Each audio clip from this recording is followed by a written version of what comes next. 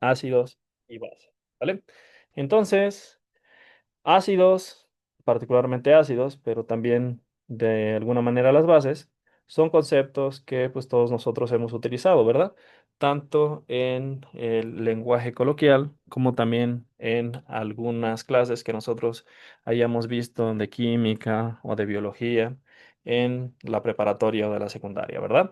Todos sabemos que si nosotros tomamos un limón, y el contenido de su jugo lo depositamos sobre nuestra lengua, pues vamos a sentir un sabor en particular un poco agrio, ¿verdad? Y que eso caracteriza a los compuestos ácidos.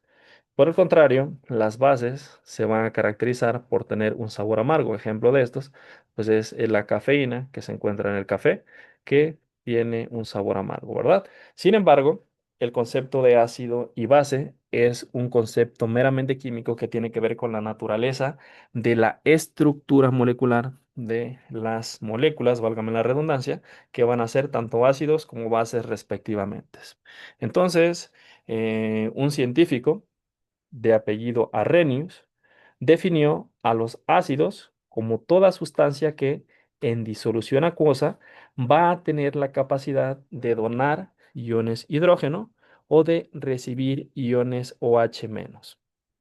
Mientras que una base va a ser justamente lo contrario. Va a ser una sustancia que particularmente en disolución acuosa va a tener la capacidad de donar iones OH- y recibir iones H+ o protones de hidrógeno, ¿vale? Entonces déjenme hacer algunas anotaciones directamente en la aplicación. Aquí algo muy importante y algo que ya habíamos visto en nomenclatura es que para que una sustancia done iones hidrógeno y que por lo tanto sea un ácido, pues debe de tener como protón el ion H+, ¿verdad? Porque si no, ¿cómo va a donar un ion H+ en disolución acuosa si no lo tiene dentro de su estructura? Vamos a ver un ejemplo, el ejemplo del ácido clorhídrico, el cual cuando se encuentra en disolución acuosa, se va a disolver y a la hora de disolverse, se va a partir en sus respectivos iones que lo conforman. Los iones que lo conforman sería su protón, que es H+, más el ion cloruro, Cl-, que sería su otro componente, ¿verdad? Como habíamos visto anteriormente en el tema de disoluciones, cuando una molécula soluble está en contacto con el agua o entra en el agua como disolvente, pues este se va a partir porque el agua, recuerde que son moléculas dinámicas que van a jalar a los diferentes átomos hasta poder romper el enlace que los conforma, dejando a los componentes de esta molécula en forma iónica. En el caso particular del ácido clorhídrico, pues lo que va a dejar en el agua es un ion H+ y un ion cloruro o Cl-, ¿verdad? Entonces, un ácido, para ser ácido, pues forzosamente tiene que donar H+. Entonces debe tener el H+ o el H dentro de su estructura, ¿vale?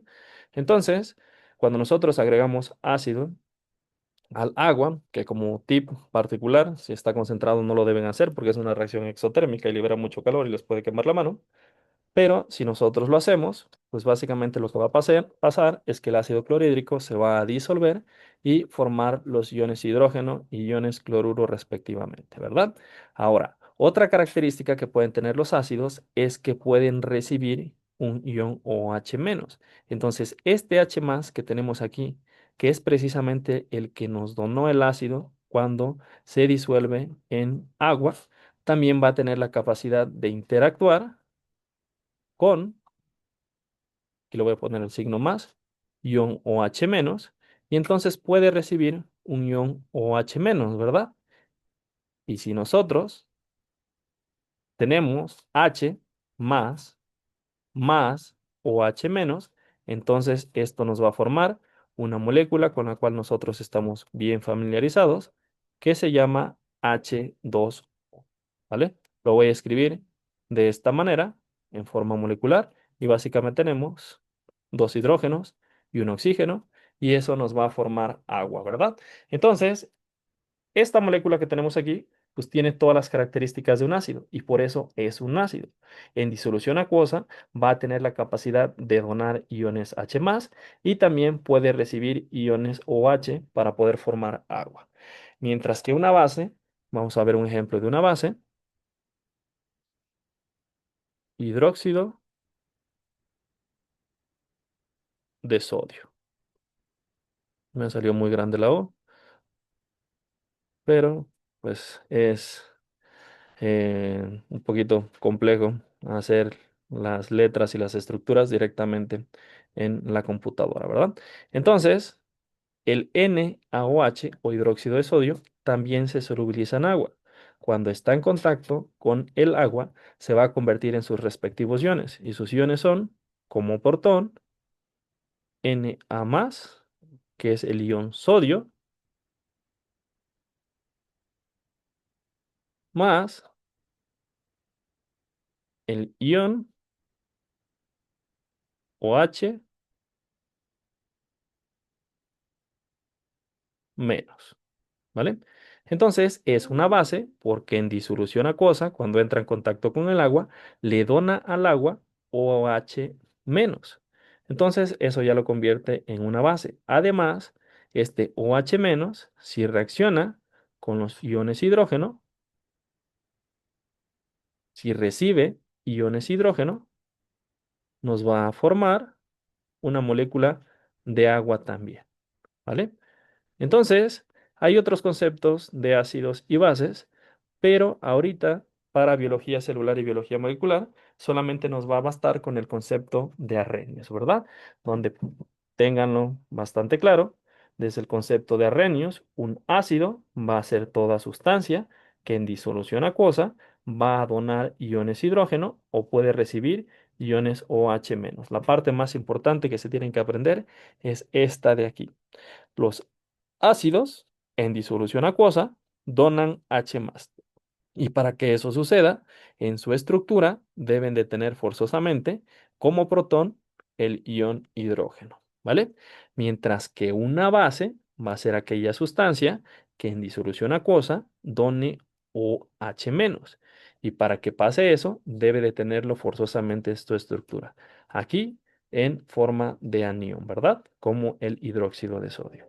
Hay otros tipos de ácidos y bases que tienen otras características, pero mientras pues eso va a ser suficiente para que nosotros podamos saber si una sustancia es un ácido o una base, ¿vale? Ya nada más recapitulando, desde el concepto de Lewis, un ácido va a ser toda sustancia que reciba un par de electrones y una base va a ser toda sustancia que done un par de electrones. Mientras que Brownstein y Lowry son otros científicos que definieron a los ácidos y a las bases, solamente que particularmente para ellos, un ácido va a ser toda sustancia que done H+ y reciba OH-, pero no necesariamente en disolución acuosa, mientras que una base, pues básicamente el concepto va a ser parecido o el mismo que el de Arrhenius, solamente que particularmente para Brownstein y Lowry no se necesita que esta capacidad de donar iones hidrógeno o donar OH- sea estrictamente en disolución acuosa. Puede ser también en un medio sólido, puede ser en una disolución alcohólica, etcétera, ¿verdad? Entonces, para los fines de este curso de biología celular y biología molecular, pues nos vamos a quedar exclusivamente con la definición de ácidos base y bases de Svan Arrhenius, ¿sale? En donde, se lo repito, porque esto es muy importante, tienen que recordarlo toda la vida. Un ácido va a ser aquella sustancia que va a donar iones H+ en disolución acuosa. Y para que esto pase, forzosamente debe tenerlo en su estructura, ¿verdad? Mientras que una base va a donar OH- o puede recibir H+, y para eso, pues obviamente debe de tener el OH- dentro de su estructura, ¿vale? Entonces ya anteriormente en los compuestos y su clasificación, habíamos visto que los ácidos y las bases son grupos de moléculas, los cuales pues, tienen respectivamente hidrógeno como protón, en el caso de los ácidos, y hidróxido OH este, como anión, esto particularmente en el caso de las bases, ¿vale? Muy bien, entonces voy a borrar lo que escribí para que cuando pase a la siguiente diapositiva no nos ocasione mucho ruido visual todo lo que escribí sumado a la presentación.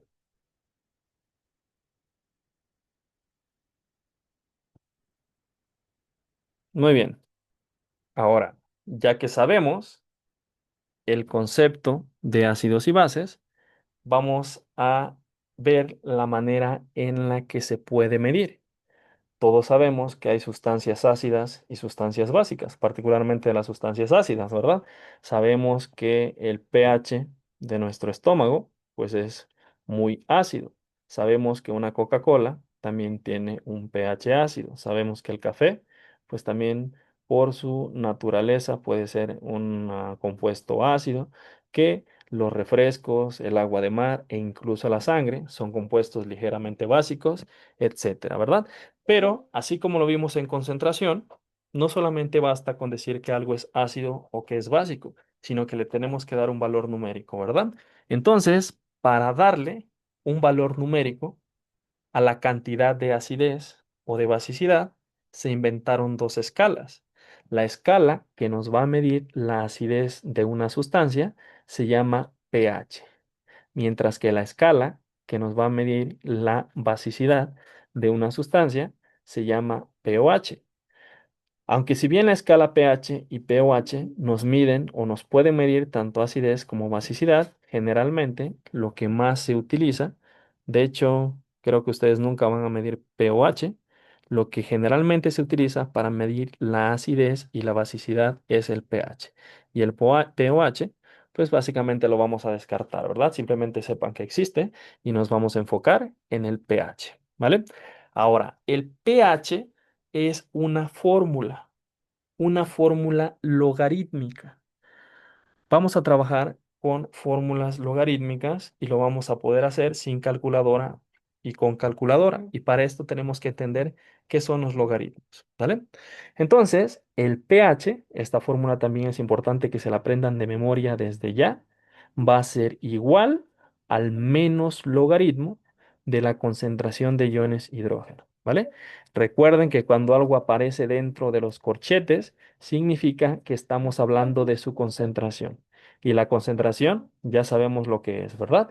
Entonces, el pH no es otra cosa que la cantidad de iones hidrógeno que haya en una disolución medido en escala logarítmica, ¿vale? Pero ¿por qué en escala logarítmica? ¿Por qué no simplemente decimos que el pH son la cantidad de moléculas que hay o la concentración de moléculas que hay de hidrógeno en cierto volumen de disolución acuosa?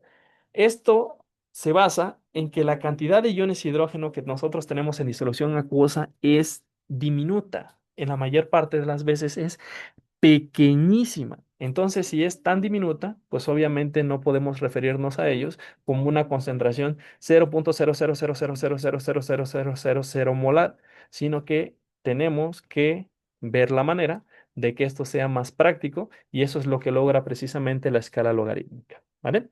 Entonces, el pH y el pOH son escalas logarítmicas que van a estar en función de la constante de ionización del agua. Si nosotros observamos detenidamente el agua, vemos que como protón tiene H+, y que como anión tiene OH-. Su cation es H+, y su anión es OH-. Entonces, ¿es un ácido o es una base? El agua básicamente es anfótero. ¿Qué quiere decir anfótero? Que tiene la capacidad de ser ácido porque puede donar iones H+, y puede ser básico. También en disolución puede donar iones OH-, ¿vale? Entonces, vamos a ver un ejemplo. Aquí tenemos un vaso de agua y dentro de este vaso de agua tenemos cientos de millones, de billones, de trillones de moléculas de agua. Obviamente no las voy a representar todas porque, pues básicamente esto es un ejemplo gráfico, ¿verdad? Recuerden que las moléculas de agua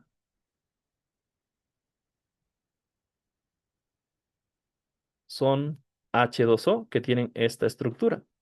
Oxígeno. Cada vez me salen más feos los dibujos. A ver, voy a tratar de hacerlos bonitos. Tratar. No les prometo nada. Esta es una molécula de agua, ¿verdad? Tenemos aquí el oxígeno y tenemos aquí a los hidrógenos. ¿Sale? Entonces, recuerden que estas moléculas tienen carga. Aquí tenemos una carga parcialmente negativa y de este lado una carga parcial puente positiva. Entonces son moléculas bastante dinámicas. El agua, por las mismas cargas que tiene, parcialmente negativas y parcialmente positivas, todo el tiempo está formando puentes de hidrógeno, rompiendo puentes de hidrógeno, está moviéndose, está desplazándose. Si llega aquí una sustancia, la va a jalar. Las moléculas de agua son hiperactivas, por así decirlo. Si queremos dar una definición con la cual nosotros estemos familiarizados dentro del contexto social, las moléculas de agua son lo más hiperactivo que hay. Todo el tiempo están corriendo, todo el tiempo están interactuando, todo el tiempo están jalando a las otras moléculas y eso es lo que hace que precisamente sea el disolvente universal, ¿verdad? Pero estas moléculas de agua, en algún momento dado, una de cada 10 millones de partículas le va a pasar algo raro que se va a romper. El agua también tiene la capacidad de romperse y el resultado de esta ruptura va a ser que se forme H más y OH menos. Entonces, el agua tiene cierto grado de acidez y de basicidad, ¿verdad? E incluso por eso mismo se le puede medir su pH. Entonces, si el agua tiene, aunque sea en mínima proporción, iones H más y iones OH menos, entonces se puede determinar la concentración de iones hidrógeno del agua y por lo tanto su pH. ¿Sale? Esto que vemos aquí como Kw es la constante de disociación del agua. ¿Qué nos dice? Constante que siempre va a tener esa proporción.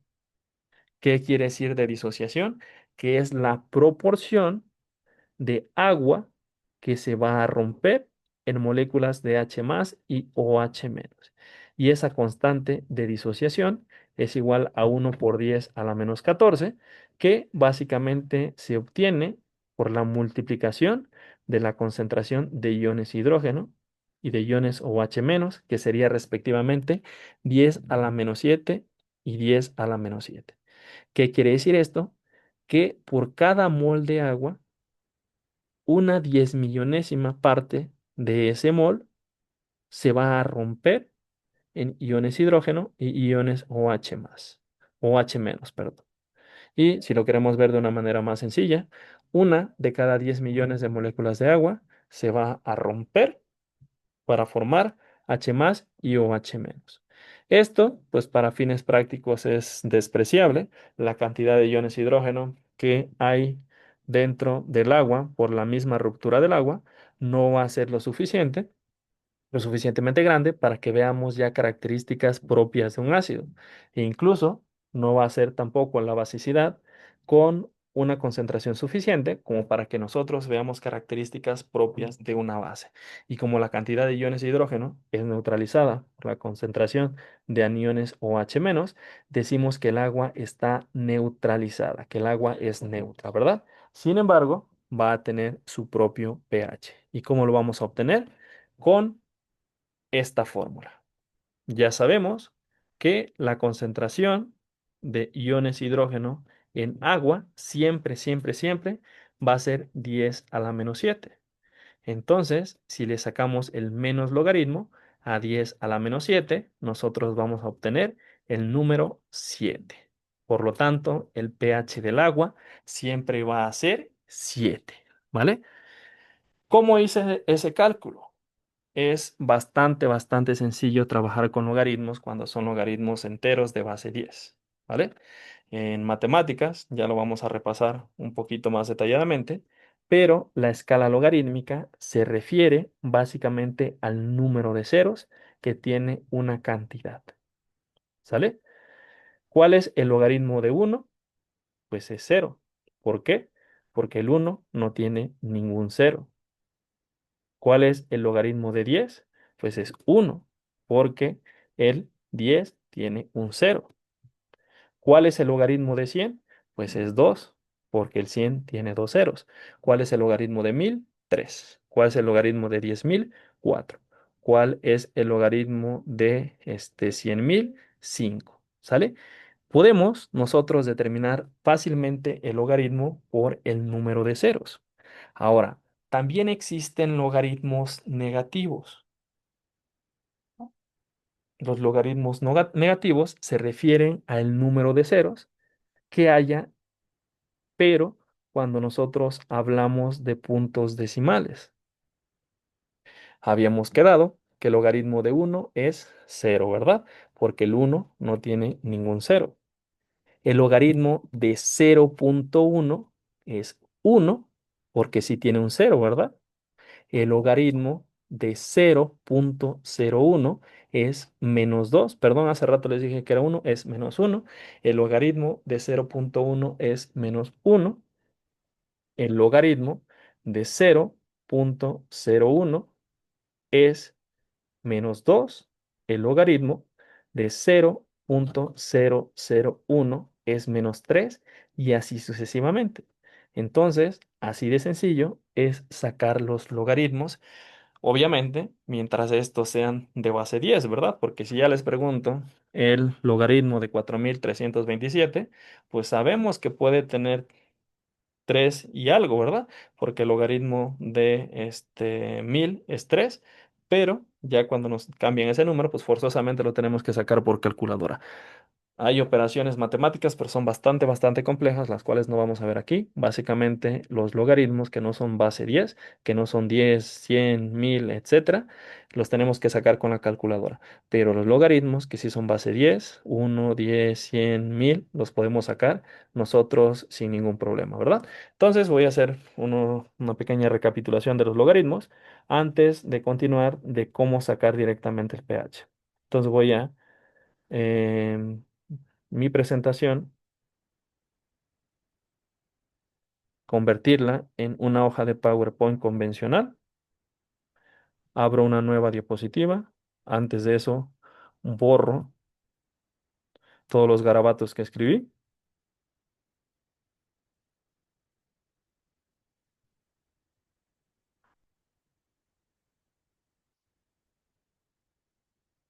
y recapitulo lo que les acabo de mencionar sobre los logaritmos, escribiéndolo en tiempo real en esta diapositiva. Muy bien. Entonces, puedo trabajar en esta hoja de PowerPoint. Muy bien. Entonces, habíamos visto que el logaritmo de uno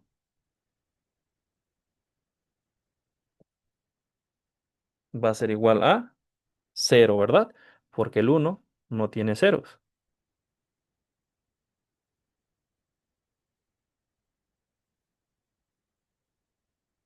Habíamos visto que el logaritmo base 10 o logaritmo general de 10 va a ser igual a uno. ¿Por qué? Porque el 10 tiene un cero, ¿verdad?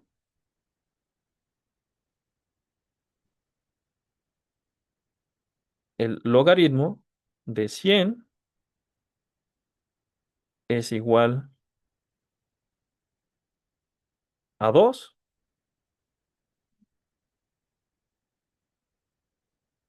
porque el 100 tiene dos ceros. El logaritmo de 1000 es igual a 3 porque el 1000 tiene tres ceros. El logaritmo de 1.000.000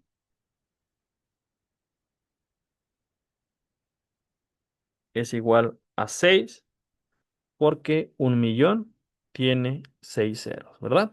Entonces, a veces las matemáticas, cuando lo queremos entender desde la parte teórica, suele ser bastante confuso, pero si encontramos algunas aplicaciones prácticas, generalmente es más sencillo.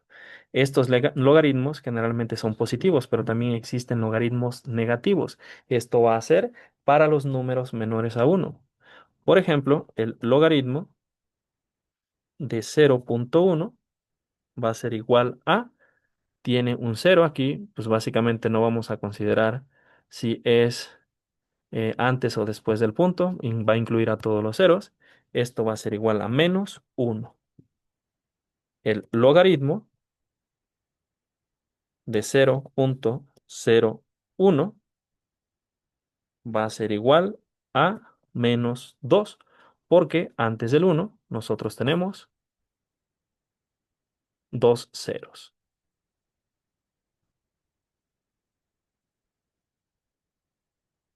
Entonces, el logaritmo de 0,000000 va a ser igual a menos 7, porque si no conté más los ceros, bueno, aquí me falta el 1, obviamente. Si no conté mal los ceros, estos son 7 ceros, ¿verdad? Entonces, es más fácil trabajar con un menos 7 cuando hablamos de escalas que trabajar directamente con esta escala, que es tan grande como 0,00001. Y es por eso que a la hora de trabajar con pH preferimos trabajar con esto que tenemos aquí que con esto que tenemos aquí, ¿vale? Muy bien, voy a regresar a la presentación. Ya falta solamente un minuto para que termine. Entonces, en ese minuto solamente lo que vamos a ver que si la concentración de moles de iones hidrógeno en el agua es de 0,0, aquí está mal el número, debería ser 1.